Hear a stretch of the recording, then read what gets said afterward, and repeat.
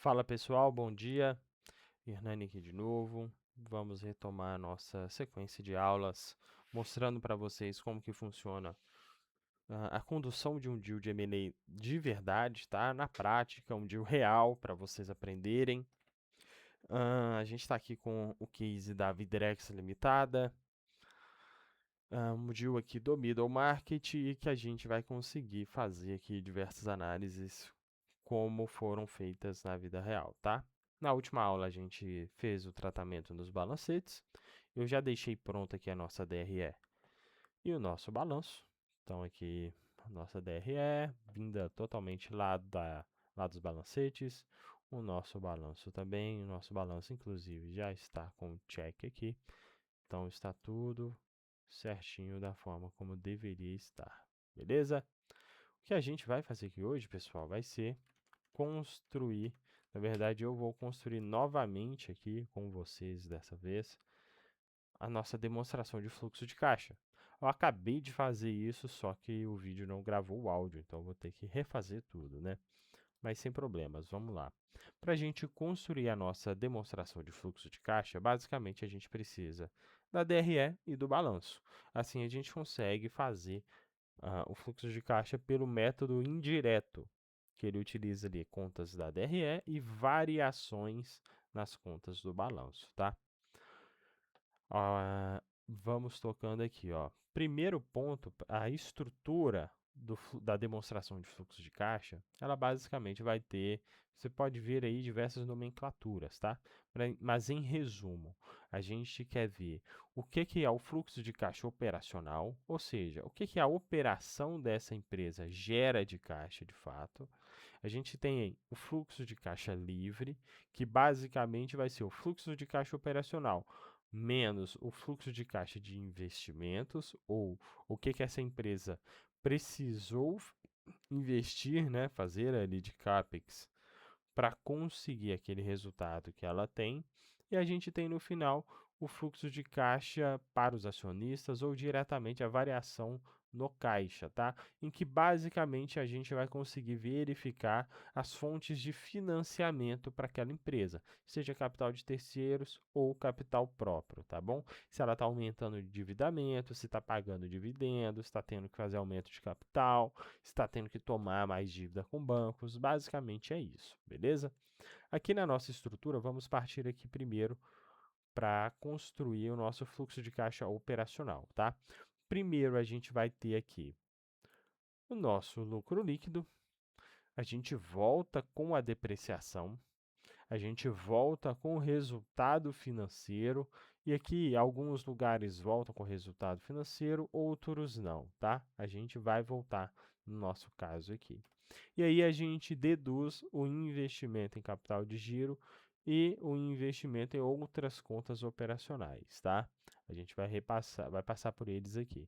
Então vamos começar aqui, ó, fazendo os links que a gente já consegue. Lucro líquido, depreciação, a gente tem aqui duas depreciações, eu vou mostrar para vocês o porquê. Resultado financeiro, aqui a gente vai ter um sinal positivo, né? A gente está somando. Variação na NCG. Aqui a gente começa, aqui onde muita gente se complica, né, na hora de fazer aqui a demonstração de fluxo de caixa, tá? Por quê? Porque a variação de fluxo de caixa, a variação da NCG, o que ela quer nos contar? Quando você tem um aumento nos seus ativos operacionais, significa que você teve transacionou pela sua DRE ou ao longo do seu balanço ali valores que foram saídas de caixa, ou uma saída efetiva, ou então algo que você vendeu e não recebeu, basicamente é isso. E no passivo operacional é o exato oposto. Quando você tem um aumento no passivo operacional, é algo que você ainda haverá de pagar, tá bom? Vamos, por exemplo, aqui, vamos pegar como exemplo contas a receber. O que faz o contas a receber aumentar? Ou você vai vender mais, ou você tem um aumento no seu prazo médio de recebimento, alguma política comercial que você está fazendo. Quando você vende 100 milhões no mês, mas você recebeu apenas 60 milhões, a diferença vai estar lá no seu balanço, ou seja, 40 milhões, tá bom? Aí vamos pensar no próximo mês. Você vendeu 110 milhões de reais, mas você recebeu apenas 50 milhões de reais. Agora a diferença ela continua lá no seu balanço, então é 110 milhões menos 50 milhões, tá? A gente vai ter aqui então 60 milhões de contas a receber. Perceba que no período anterior você tinha 40 milhões. Então você tinha 40 milhões, agora subiu para 60. 20 milhões do que você vendeu não passou pelo seu caixa. Você ainda não recebeu. Você investiu esse recurso nos seus clientes para financiá-los, tá bom? Basicamente é essa a estrutura do contas a receber. No caso do estoque, é um pouquinho diferente, porque no estoque você vai fazendo ali pagamentos, compras, ah, e vai armazenando ali no seu estoque alguma coisa que você já produziu e ainda não vendeu, você vai registrando a preço de custo dentro do seu estoque.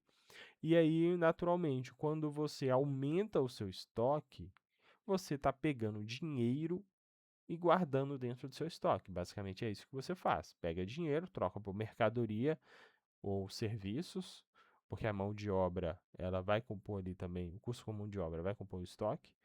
Então você vai pegar ali mercadoria ou serviços e vai empacotar isso lá dentro do seu estoque, tá bom? Então quando você aumenta o estoque é porque você de fato colocou mais dinheiro lá.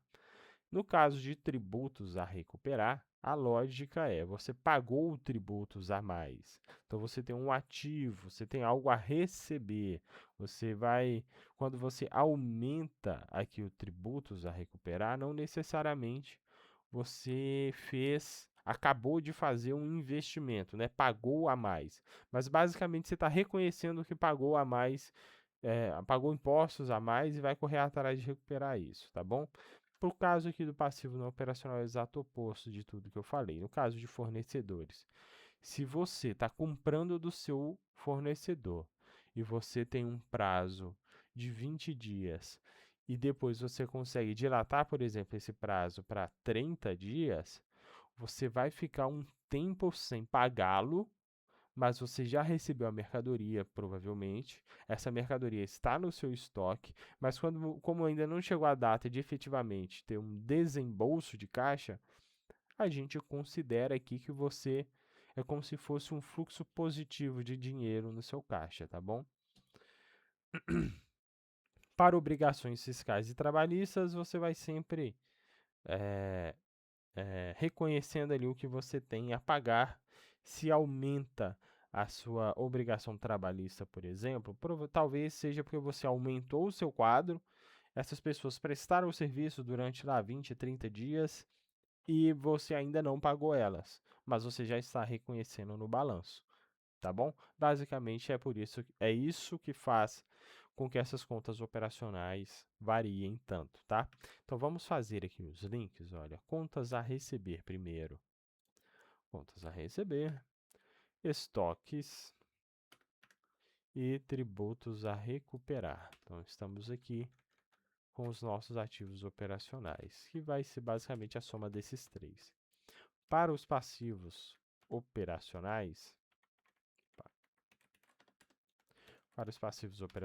a gente vai linkar aqui com fornecedores, obrigações fiscais e obrigações trabalhistas, tá? Basicamente é isso. A gente pode pegar aqui e chamar nossa NCG de ativo operacional menos passivo operacional. E o que vai de fato impactar o nosso balanço, como eu acabei de explicar aqui, é a variação dessas contas. Eu poderia pegar o período anterior menos o período atual, ou o período atual menos o período anterior. Não tem certo ou errado, a única coisa que vai impactar isso aqui é como você vai montar a sua fórmula na hora de calcular o fluxo de caixa operacional, tá bom? Vamos arrastar aqui a nossa fórmula. Perfeito. Agora a gente vai para uma outra parte aqui, que são as contas não operacionais. Eu também tenho contas não operacionais no meu balanço. Eu preciso ver a variação delas para que eu consiga ter a correta variação do fluxo de caixa, tá bom? E o nosso caixa ele bata ali no final. Então a gente tem aqui, ó, outros ativos circulantes e realizável a longo prazo, lá no não circulante. Esse é o meu ativo não operacional. Meu passivo não operacional vão ser aqui, ó, outros passivos circulantes e outros passivos não circulantes. E aí, novamente, o não operacional aqui vai ser o ativo não operacional menos o passivo não operacional. E a variação vai ser o período atual menos o período anterior. Perfeito. Agora a gente já consegue calcular o nosso fluxo de caixa operacional. Basicamente, ele vai ser, a gente parte do lucro líquido, eu volto com a depreciação porque ela é uma despesa não caixa, ou seja, eu não paguei a depreciação para ninguém, a gente apenas considera ela aqui na DRE porque ela deduz a base tributável, tá? Então ela reduz o imposto que eu tenho a pagar.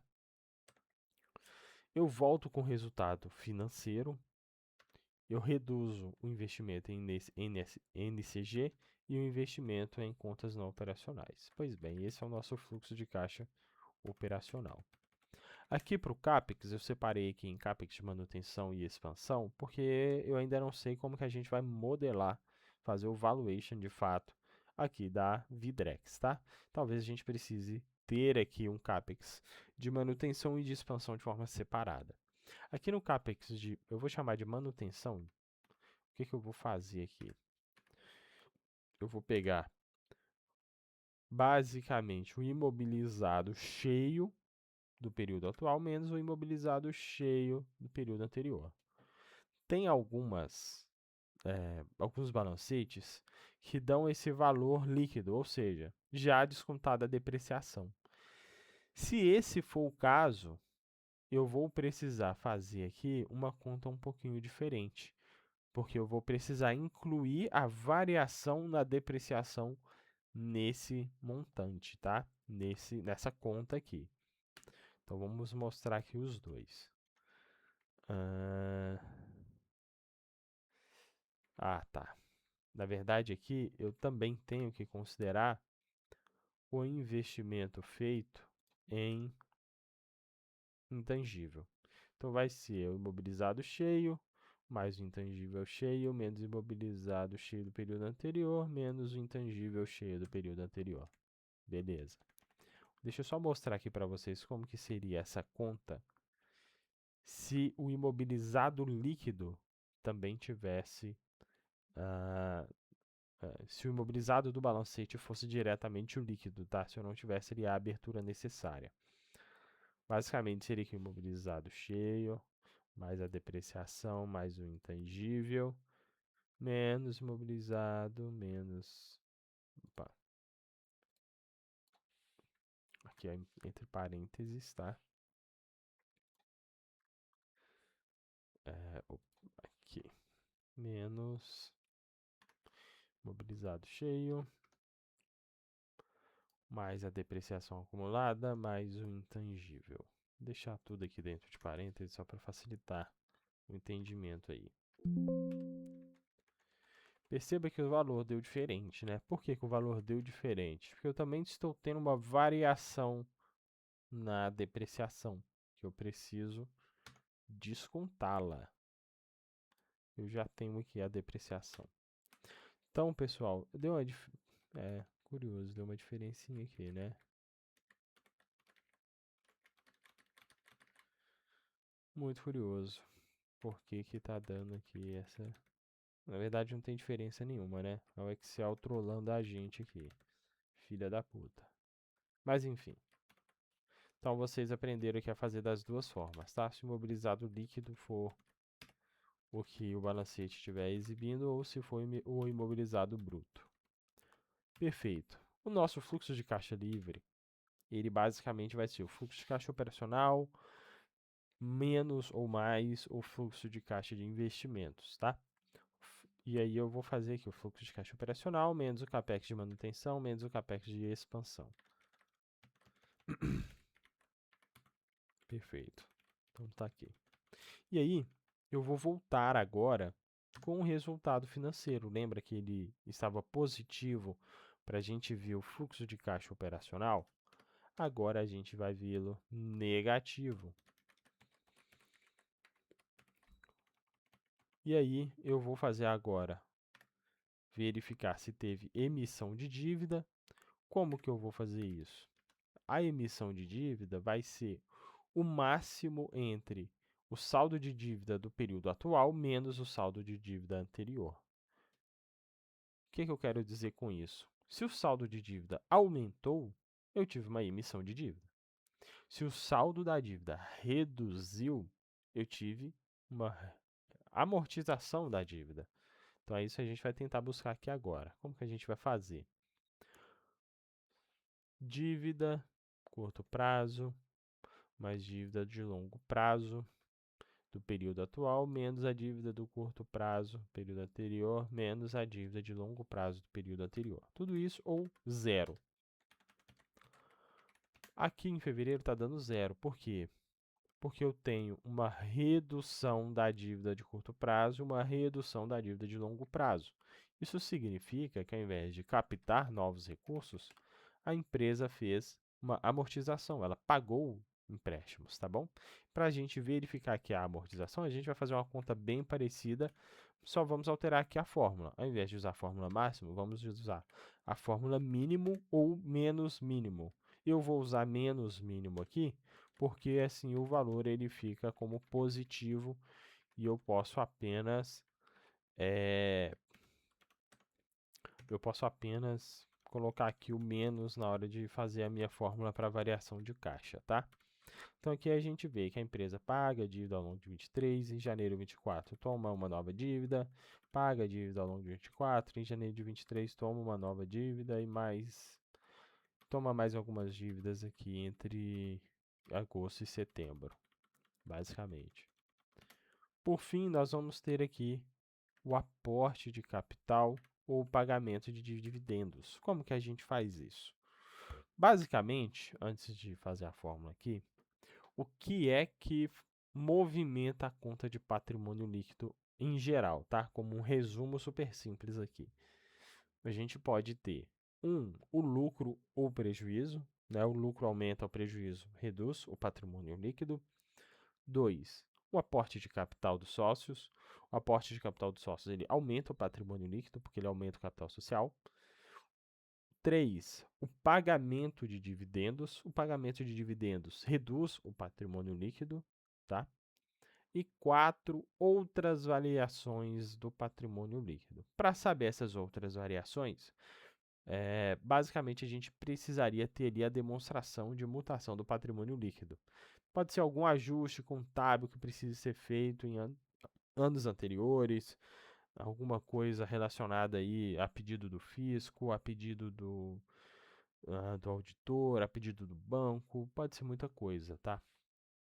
Então vamos fazer aqui a nossa fórmula para o aporte de capital, que vai ser menos o mínimo entre patrimônio líquido do período anterior, mais o lucro do período atual, menos o patrimônio líquido do período atual.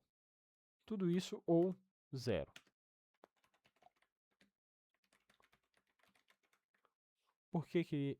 aqui está dando 200 porque é o primeiro, né? Deixa eu deletar isso e isso aqui também, para não ficar confundindo a gente aqui. Para a fórmula do dividendo, vai ser a mesma coisa, mas ao invés de menos mínimo, eu vou usar aqui o máximo. Ok? Deixar isso aqui negativo mesmo e tirar esse menos daqui, porque aí eu uso a fórmula aqui para ajustar. Pois bem, pessoal. Então aqui a gente teve que houve pagamento de dividendos 150 mil em abril, outro pagamento em outubro e um pagamento bem alto aqui em janeiro de 24. Curioso, tomaram dívida para fazer pagamento de dividendos. Pode ser ali alguma demanda específica dos sócios ou do sócio, né, que estava precisando ali de alguma coisa, né? Pode ser isso. Alguma obrigação ali urgente, enfim. Para a gente fazer aqui a nossa variação do caixa, a gente vai partir do fluxo de caixa livre. A gente reduz o resultado financeiro, a gente soma as emissões de dívida, a gente reduz as amortizações da dívida, a gente soma o aporte de capital e a gente reduz os dividendos, tá?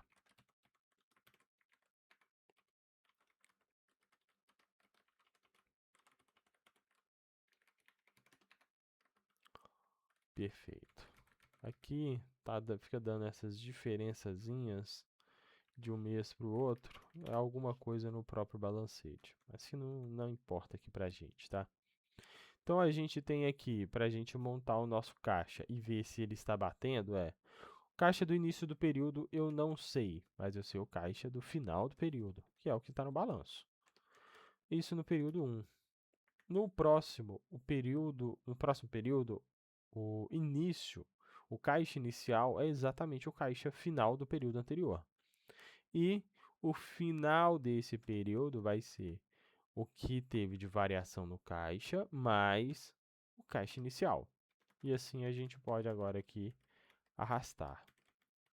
Vamos fazer um check aqui se o nosso caixa calculado bate com o caixa do balanço.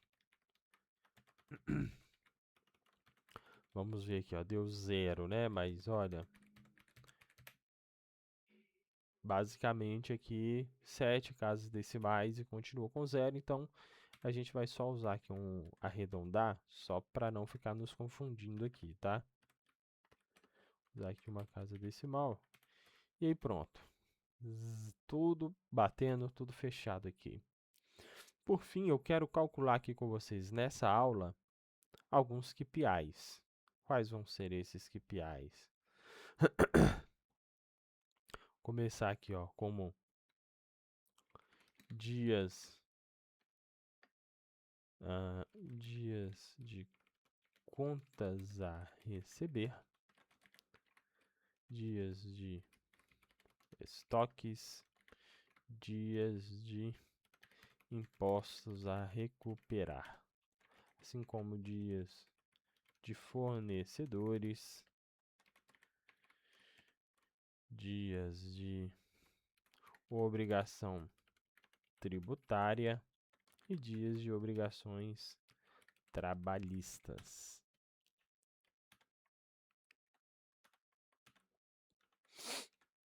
Como que isso aqui a gente vai usar depois para projetar no nosso capital de giro, tá? Como que eu vou fazer aqui, ó? Dias de contas a receber. Como a gente está falando do histórico, você pode gravar a fórmula balanço dividido por DRE vezes o nosso prazo. No balanço, a gente tem aqui 1.123.000 dividido aqui pela receita bruta vezes 360 dias. Você pode usar, você poderia usar, né, no caso, tá certo isso aqui? 1 milhão. Ah, tá. No caso, não posso usar 360, né? Porque a base nossa aqui é mensal, então são 30 dias. Ah, agora fez sentido. 27, 26, 27, 28, ok. Faz sentido. Aí nós vamos ter aqui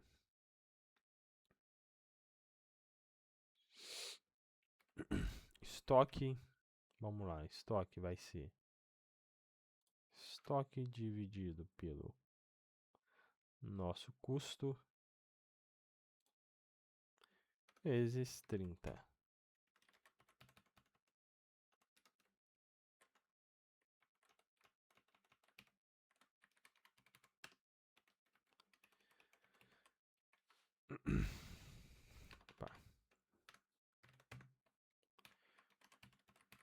Parece que a gente tem temos dias altos de estoques aqui, né? Mas basicamente isso aqui está acontecendo porque tem muita coisa para ajustar na DRE aqui dessa empresa, tá? Diria que 98% das empresas você vai precisar fazer algum tipo de ajuste na DRE. Você pode perceber aqui, ó, que também todas as margens estão muito altas. Estamos falando de uma indústria que fatura aí na casa dos seus, deve dar algo em torno aí de 20 milhões ano. Aí, 20 milhões e 700 por ano. Não é razoável uma empresa que tenha esse tamanho ter 60% de margem EBITDA, tá? E ela não tem. E por que que ela não tem? Como eu sei que ela não tem? Porque eu sei que aqui na mão de obra direta nós vamos ter que fazer diversos ajustes históricos aqui para essa margem fazer sentido, tá bom? Então vamos continuar aqui. Dias de impostos a recuperar. A gente vem aqui, ó, impostos a recuperar. Divide aqui pelas. Vou dividir aqui pelas deduções, tá, pessoal? Não vou dividir aqui pelo ICMS, que eram créditos de ICMS, isso daqui. Vezes 30. Ok, tá fazendo sentido. Agora, fornecedores. Vamos lá, fornecedores. Assim como na DRE temos coisas a adicionar, aqui em fornecedores também, tá? Tem coisa que é pago aqui por fora e que não está sendo registrado devidamente aqui no balanço. Então, nós temos ali os fornecedores dividido pelos custos vezes 30.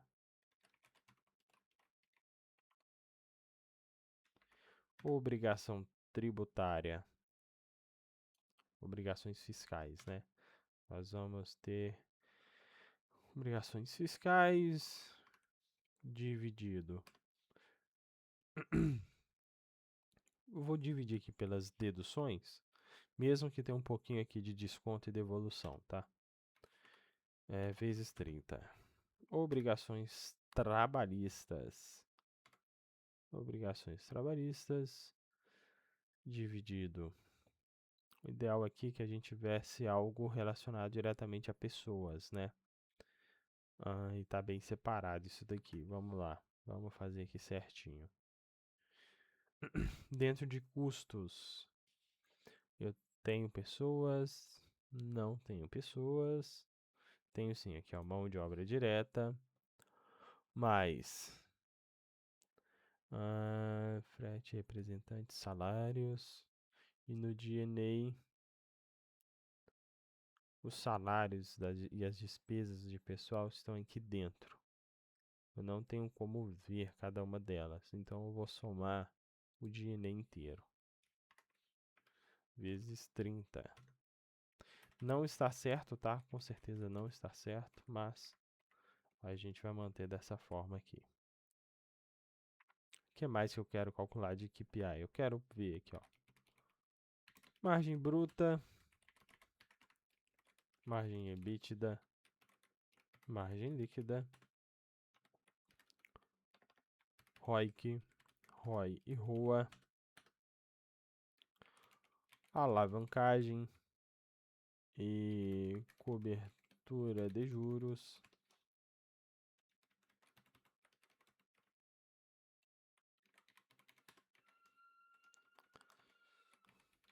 conversão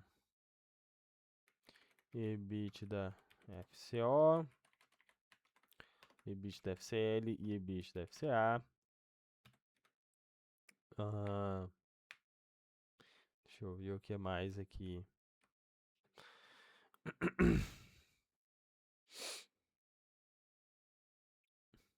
Certamente tem outros indicadores que seriam interessantes a gente calcular, mas eu vou pular eles aqui, tá, pessoal? E assim, isso daqui a gente já tem uma boa forma de analisar essa empresa. Então vamos lá, primeiro margem bruta.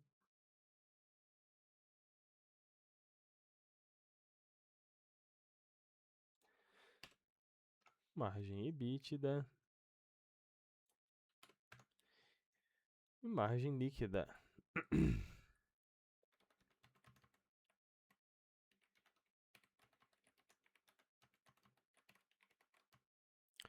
ROIC. Como que a gente vai calcular o ROIC aqui? Para calcular o ROIC, na verdade, o ideal era que a gente tivesse aqui o NOPAT, tá? Eu vou deixar separado aqui. Vamos fazer o cálculo aqui do ROIC. Basicamente vai ser o EBIT vezes 1 menos a minha alíquota efetiva, porque assim eu tiro o efeito do tax shield, né, do benefício fiscal da dívida. Beleza, aqui eu tenho o meu NOPAT, certo?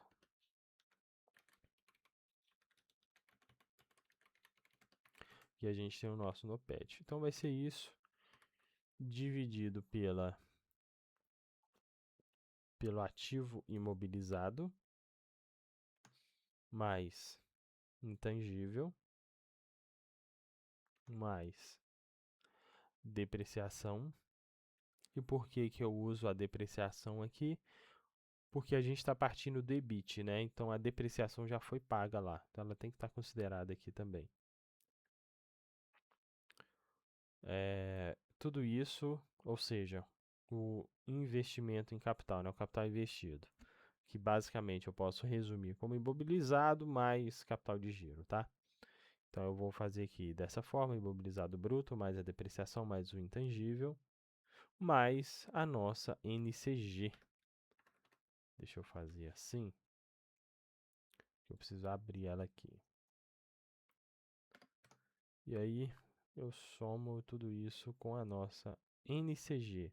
Não é o investimento em NCG, não é o ativo operacional, não é o passivo operacional, é NCG, ativo menos passivo operacional, tá bom? Perfeito. Aqui a gente tem um ROIC baixíssimo. E a gente tem um ROIC muito baixo, por quê, pessoal? Basicamente porque eu tenho muito capital investido aqui.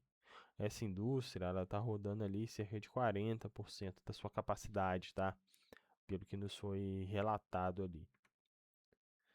ROI. O ROI ele é um pouco mais simples, ele é simplesmente o lucro dividido pelo nosso patrimônio líquido.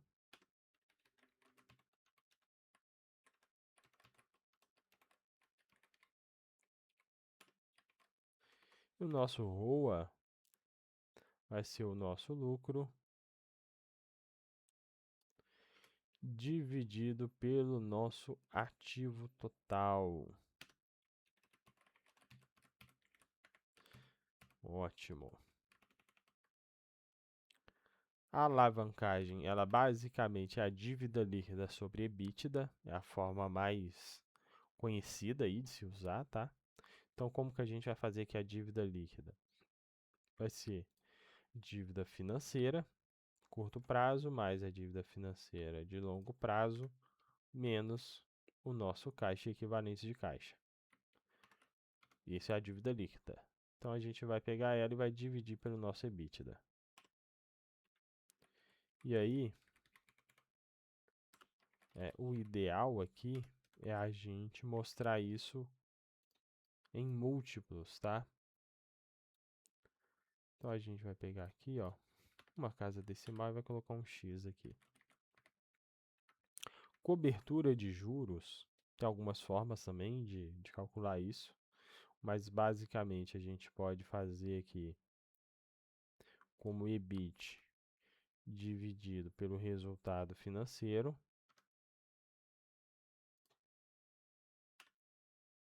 Está bem alto também. Então, em termos de alavancagem, essa empresa está tranquila.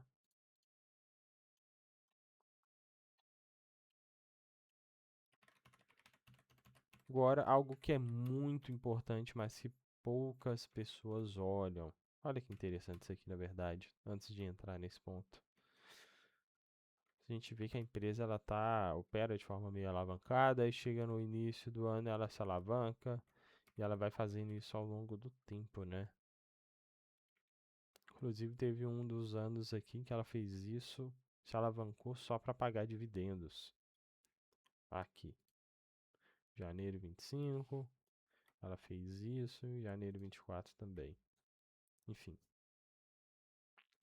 Eu estava dizendo que aqui a gente tem alguns indicadores que poucas pessoas consideram, tá? E é muito relevante, porque primeiro que a gente consegue mensurar se o EBITDA ele é de fato uma proxy para a geração de caixa operacional dessa empresa. Vamos ver se é ou não é.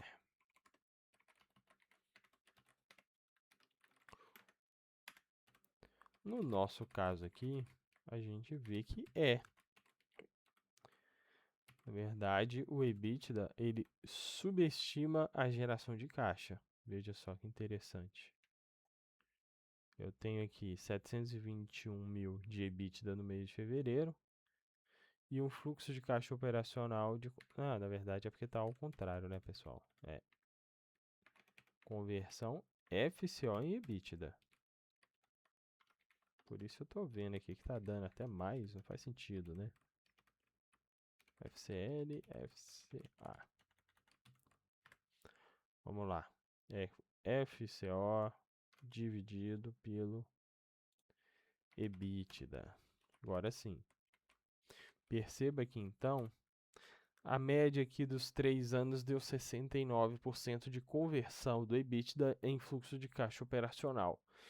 Por que que isso acontece?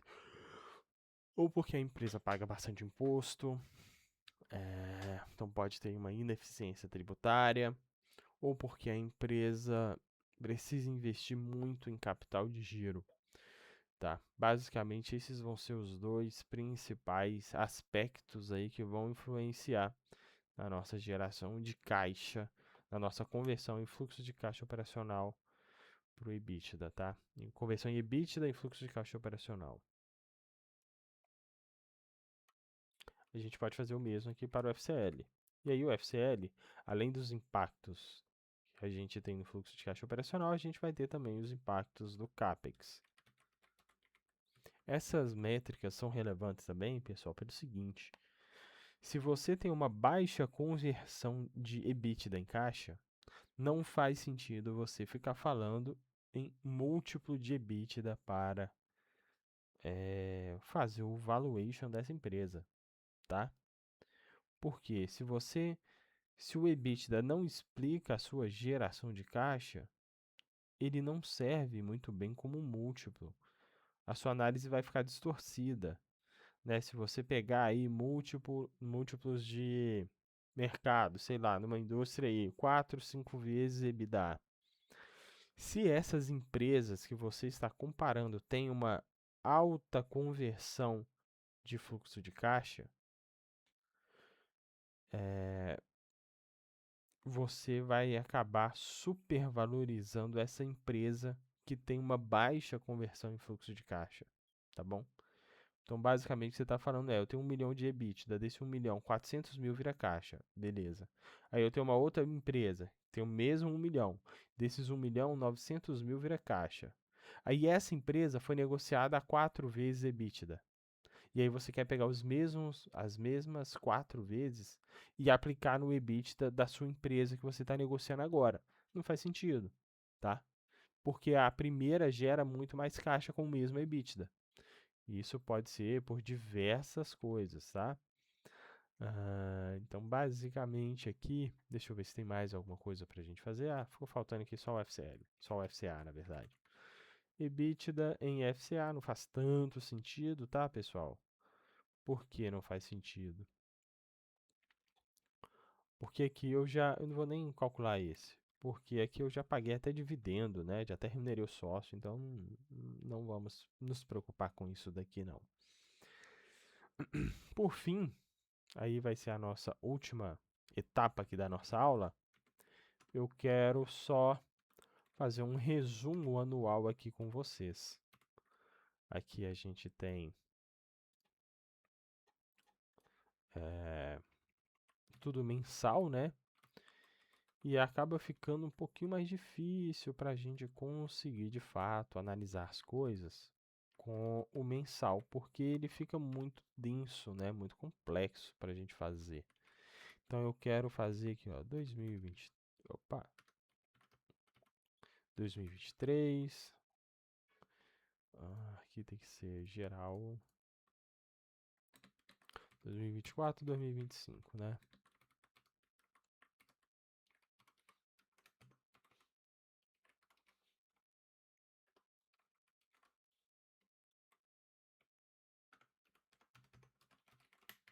Poderia dividir também em trimestres, tá? Mas eu não tô afim de fazer, não. Então, o que que a gente vai fazer aqui? Agora que eu tenho, se vocês perceberam, eu coloquei aqui um auxiliar, tá? Esse auxiliar basicamente está pegando o ano relacionado aqui a esse mês, beleza? E aí eu vou colocar aqui também a fórmula mês, que aí eu vou conseguir saber também qual mês que a gente está utilizando aqui. E vou conseguir fazer um somatório ali pelo mês também, que a gente vai precisar para o balanço. Então aqui a gente vai ter, deixa eu só,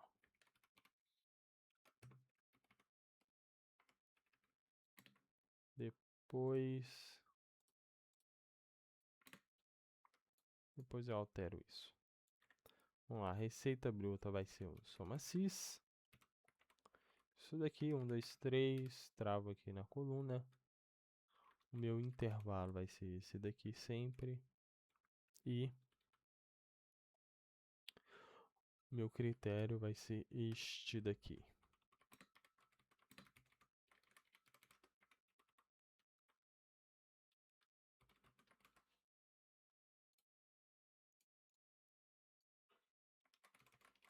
Aqui, ok, beleza.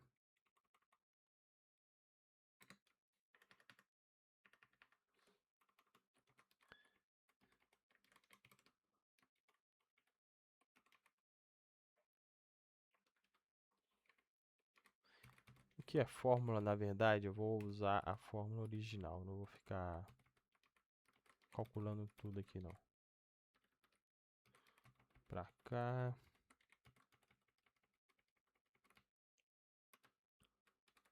Pra cá. Pra cá. Pra cá. Pra cá. Pra cá. Pra cá. Pra cá. Pra cá. Beleza. O restante aqui agora são as fórmulas.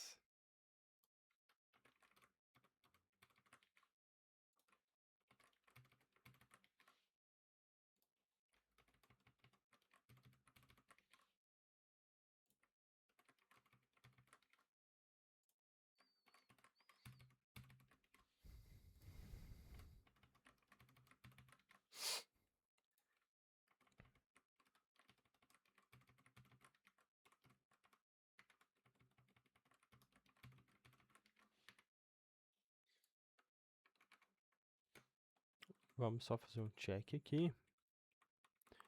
O 2025 aqui deu 6.748 de lucro. Vamos ver se na vida real foi isso também. Ok. Você pode ver aqui embaixo. 6.748. Ok, então a fórmula está funcionando. Agora, para o balanço, a gente tem algo um pouquinho diferente, tá? Por que que é diferente? Porque para o balanço você não quer somar tudo. O que você quer fazer para o balanço é pegar a última posição, certo? Então, sempre dezembro. Então, a gente vai ajustar um pouquinho aqui a nossa fórmula. Então, o que que a gente vai fazer aqui? Fazer o soma Cs, normal. Intervalo de critérios aqui, agora a gente vai ter dois. Vai ter primeiro aqui o do ano, que é o que a gente já estava utilizando, né? E vamos ter também o do mês. E aí o meu critério vai ser o mês 12. Assim, vou pegar sempre a posição de dezembro daquele ano. Percebam aqui que o caixa, por exemplo, bateu, funcionou. Vamos arrastar tudo isso daqui. Agora tudo isso daqui. Tudo isso daqui. Tudo isso daqui. Tudo isso daqui. E aqui a gente vem fazendo as somas, replicando as fórmulas.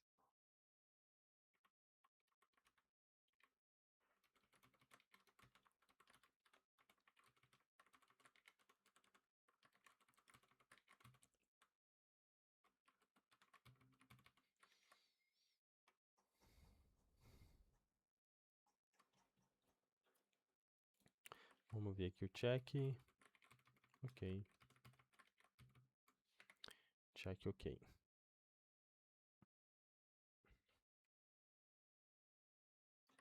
Copiar tudo isso para cá.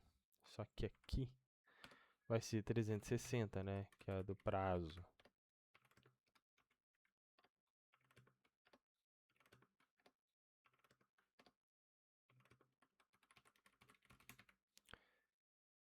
Margens, ROIC.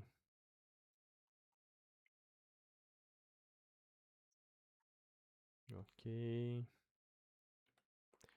ROI. Ah, tá. Ok. Agora só falta o fluxo de caixa. O fluxo de caixa, ele vai ser um pouquinho diferente, tá, pessoal? Não, na verdade não. Na verdade, como aqui é histórico, a gente consegue só replicar a fórmula aqui. Acho que vai funcionar.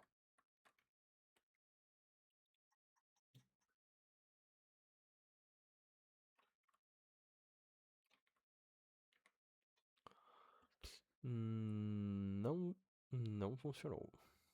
Por que que não funcionou?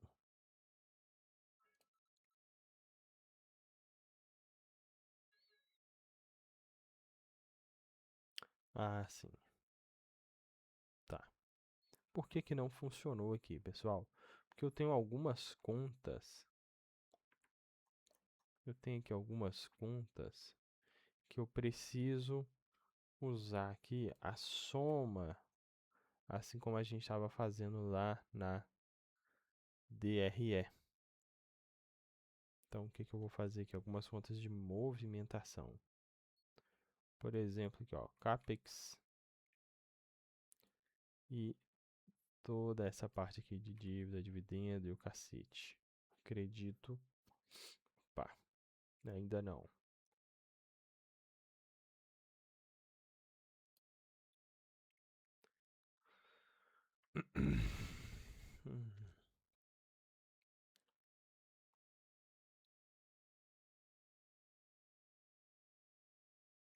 Vamos ver aqui, ó. NC de investimento aqui deu 1.600.000. Vamos ver. Ok, 1.600.000. Resultado financeiro. Depreciação. Não operacionais. Então aqui o fluxo de caixa operacional deu 6.088.000. Vamos ver aqui. 6.088.000, ok. Então aqui tá tudo certo. Resultado financeiro. 456. 456. Beleza. Emissões de dívida. 0. Ok. Amortizações de dívida.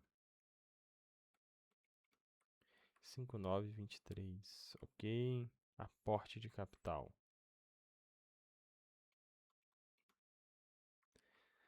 0. Dividendos. 300.000. Ah, tá.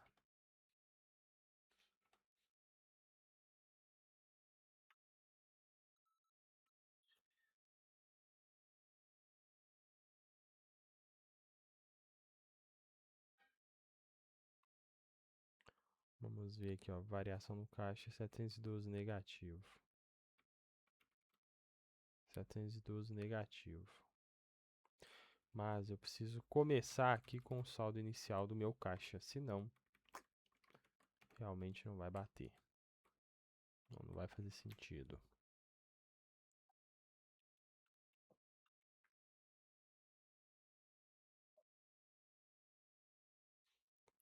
Bom que vocês vão vendo aí as dificuldades do dia a dia, né, da vida real, da realidade, de conseguir fechar o balanço e fazer todas as análises que são necessárias.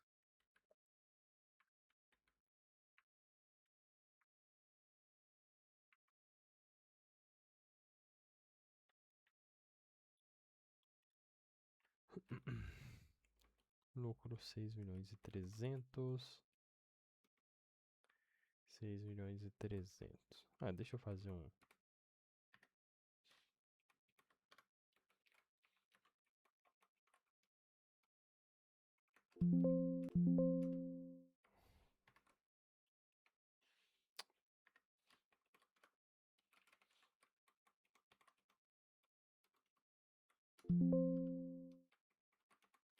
E assim eu consigo ver onde tem diferença.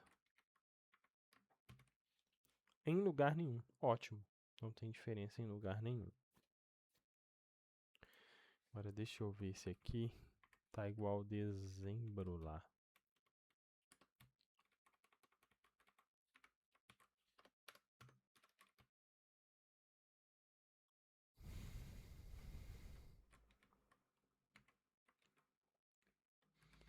Também nenhuma diferença.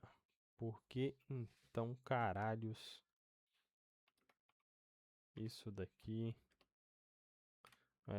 eu vou ter que fazer esse mesmo, tá, pessoal? Porque como no primeiro ano aqui eu não sei qual que era esse caixa,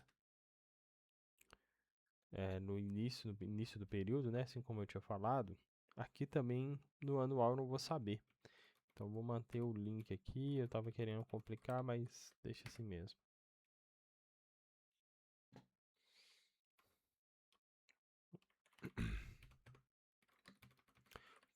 Então é isso, pessoal. Por hoje é só isso. Só isso tudo.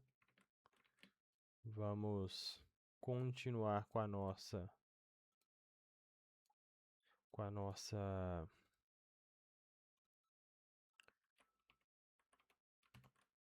nossa playlist aí para vocês conhecerem, né, como que de fato a gente conduz uma operação de M&A. Se estiver ajudando aí, você deixa um like. Se quiser, você se inscreve aí no canal. Se quiser deixar uma sugestão de vídeo aí, fica à vontade. Ou se precisar de ajuda em algum ponto, pode entrar em contato com a gente, tá bem? Então é isso, pessoal. Muito obrigado por mais um vídeo, por ter nos acompanhado até aqui. Abraço. Tchau, tchau.